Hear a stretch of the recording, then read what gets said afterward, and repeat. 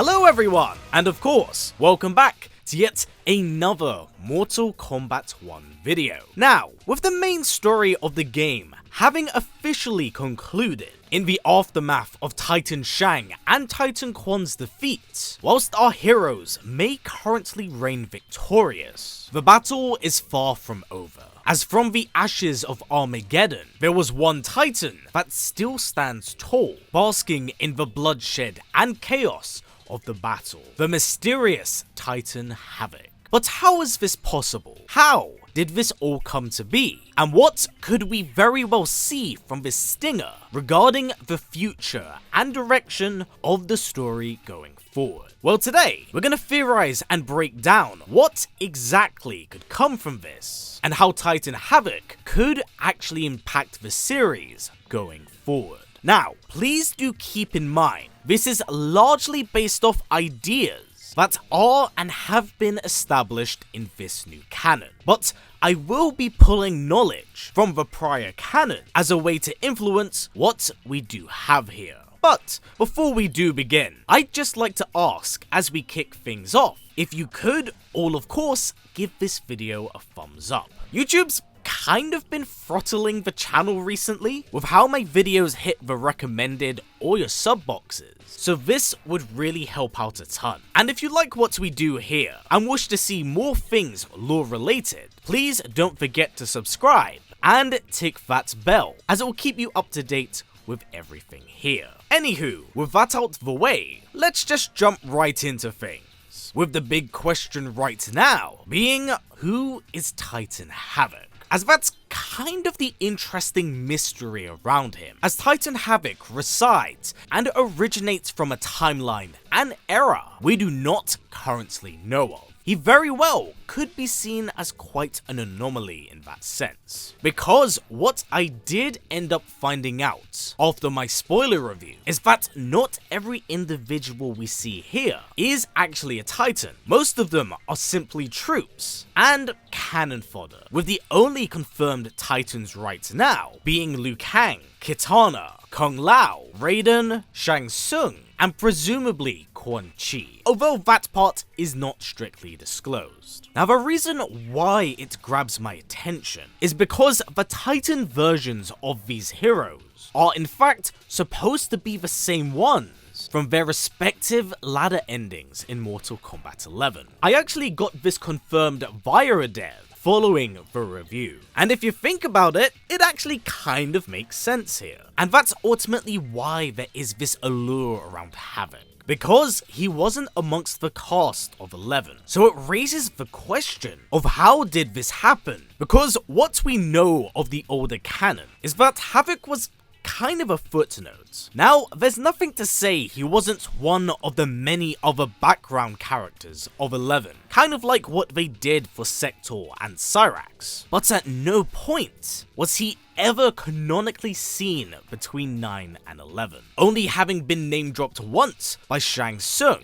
and having featured in a few arcade ladder endings. So it's very well possible that this Havik may actually come from a timeline that strongly deviates from what we've seen from 9 to 11. If you really want to push that idea and maybe get creative with it, he could always be a remnant from that of the original canon, as his body is never counted amongst the dead during the end of Armageddon. Of course, this is just an interesting thought and idea, but what's to say that this Havik in particular didn't just take Kronika's power? You see, if we're basing these ideas of Titan characters from arcade ladder endings, let's take a look at Noob Saibot, as I think it gives us an idea of what someone like this can become, transcending the mortal plane. They don't just become a Titan, but the physical manifestation of something. In the case of Noob,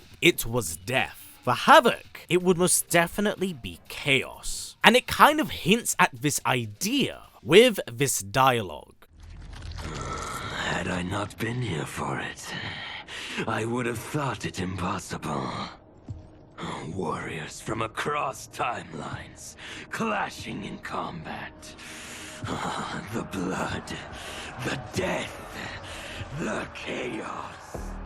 So with all of these areas and possibilities covered, what do I think could happen with Havik in this timeline and era? Well, as mentioned at the end of the after credits sequence, he wants chaos to be eternal, and it actually looks like he thrives off it, like it's a sort of life force. So that very well could be the case here. But if I am to deepen that idea and relate it to that of the current canon, I believe that this is where his gaze turns to Sido. As you see right now in Liu Kang's era, it looks like the Chaos Realm is yet to exist, as Havik in this timeline isn't actually even Havik. The original Havik of the first timeline derived from that of the Chaos Realm, but the one we see here actually comes from the Order Realm. And not even that, Havik isn't even his real name. In this timeline, it is Dairo. Yes, that Dairo.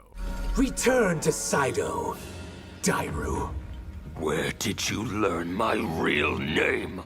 So it makes him extremely unique, in the sense that this Havik is no way near similar to that of the original, being more of a mantle. But how does Titan Havik fit into this? Well, if I am theorizing, I could actually see him being disappointed in his alternate self. Whilst yes, he was able to flood Sido in the nature of the Chaos Realm, I believe that maybe he would have wanted it to be on a larger scale. Thus, I believe that it's Titan Havik's purpose to be the one responsible for creating the Chaos Realm, as it does line up with the ideas of the original canon, with how it was a god that was responsible for shattering the lands, and have it be imbued with chaos. So with the power of a Titan at his fingertips, this definitely seems possible. And let's not also forget that back during the Deception era, we learn that Sido feuded with the Chaos Realm due to their vast resources of water. And considering the current state of Sido, all of these ideas are lining up in different ways. Plus, we cannot forget the heavy emphasis of 3D characters in this era. So it wouldn't at all surprise me if the world of Sido here does eventually transform into the Chaos Realm, becoming his base of operations as he slowly begins to spread this plague, which then kind of loosely ties into what and whom we see. Now, I'm definitely looking a bit too deep into this, as it is a working theory, but seeing as I did end up being right about multiversal Titan Shang, please allow me to throw on my theory cap once more. Now, Havik is accompanied by 3 very distinct and very unique characters, being a mesh of figures we've seen from the past. The first is Tanya, dressed in the royal attire of Kitana,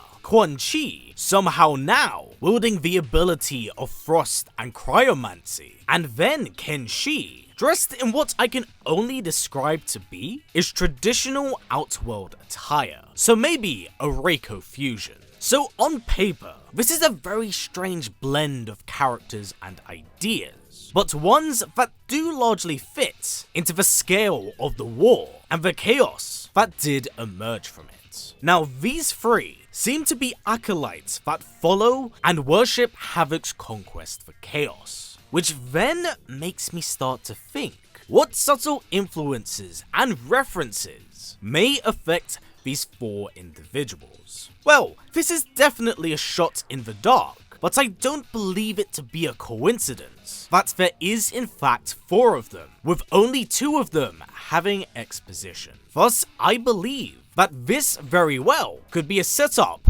for the 4 Horsemen of the Apocalypse. I know it's a pretty out there idea and claim, but Christian imagery and influence isn't actually anything new to the franchise. I mean, hell, the series has always drawn influence from other cultures, with the first game drawing a lot of influence from the Sengoku era of Japan, and then of course from Deception onwards, there was influence from the Greeks, with the one being, and the Titans themselves. So the idea of drawing influence from Christianity isn't outside the realm of possibility here. And here's the interesting thing, right? It kind of goes back to what I mentioned of the Noob Saibot ending, where someone can become a pure being that embodies the values of his own creation. So, in Mortal Kombat fashion, you could probably create the 4 horsemen, but have them embody different values of the apocalypse, with Havik